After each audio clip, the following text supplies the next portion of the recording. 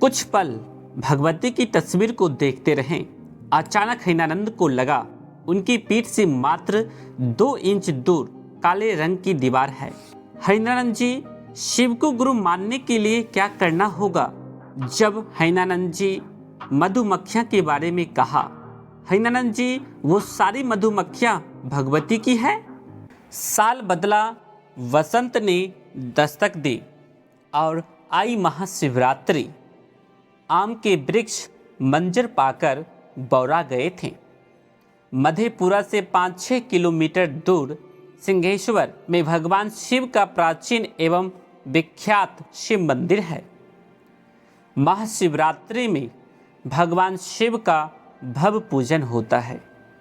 मंदिर के पार्श्व में ही इस अवसर पर विशाल मेला लगता है, जो महाशिवरात्रि की तिथि से कम 15 दिनों तक चलता है। मेला काफ़ी बड़ा लगता है, जिसके चलते जिला प्रशासन सजग रहता है। प्रशासनिक शिविर भी लगता है। कई दंडाधिकारी एवं पुलिस पदाधिकारी तैनात किए जाते हैं। हैनानंद मेला नियंत्रण कक्ष में प्रतिनियुक्त थे। रोहतगी साहब की भी ड्यूटी मेले में लगी थी। एक सुबह ये सिंहेश्वर से लौट रहे थे। रोहतगी साहब ने कहा, मैं भी चलूं? क्यों नहीं, मैं तो अकेला हूं। इन्होंने तपाक से कहा।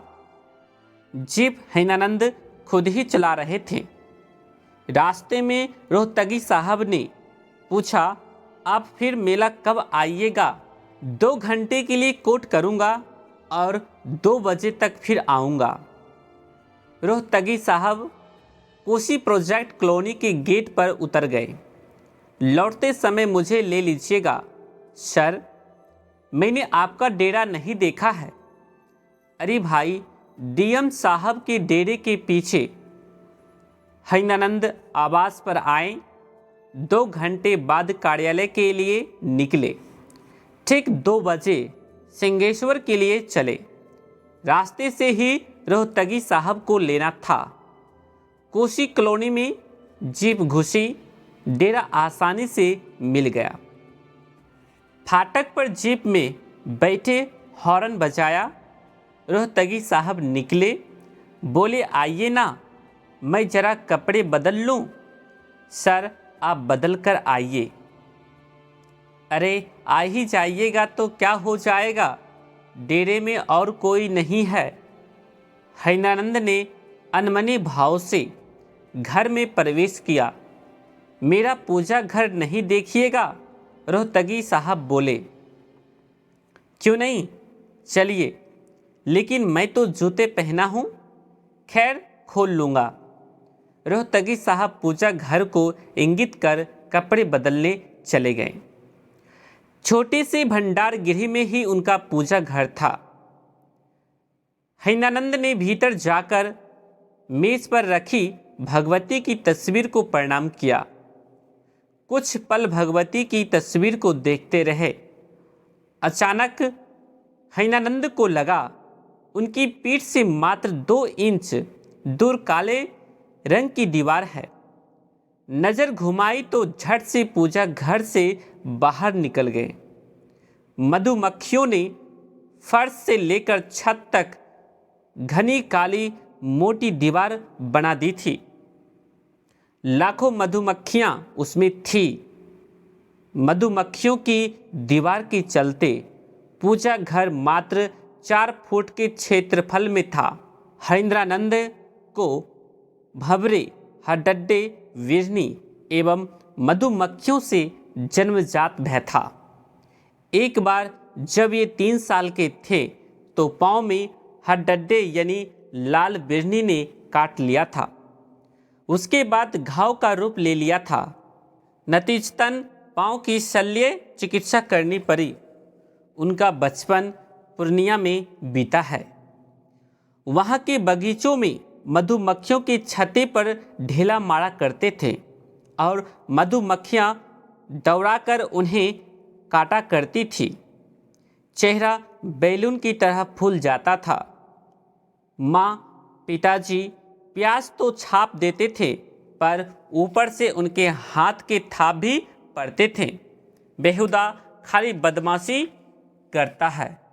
बाबूजी मारते और फिर बोलते भी। हिंद्र का बाल मन हमेशा सवाल करता कि आखिर एक गलती की दो सज़ा कैसे हो सकती है। एक तो मधुमक्खी ने काटा ही और उस पर इनकी थाप भी। मधुमक्खी के छत्ते ने इनको पूरी तरह डरा दिया था। रोहतगी साहब तैयार हो चुके थे। सर, आप इस पूजा घर में कैसे बैठते हैं? मैं केवल अगरबत्ती और धूप घर में नहीं जलाता। रोहतगी साहब के उत्तर में दर्प का भाव था। गाड़ी सिंहेश्वर की ओर चली। सर, मुझको अब महादेव भी बोलेंगे तो आपके पूजा घर में नहीं जाऊंगा। वह पूजा घर है या मौत की घाटी?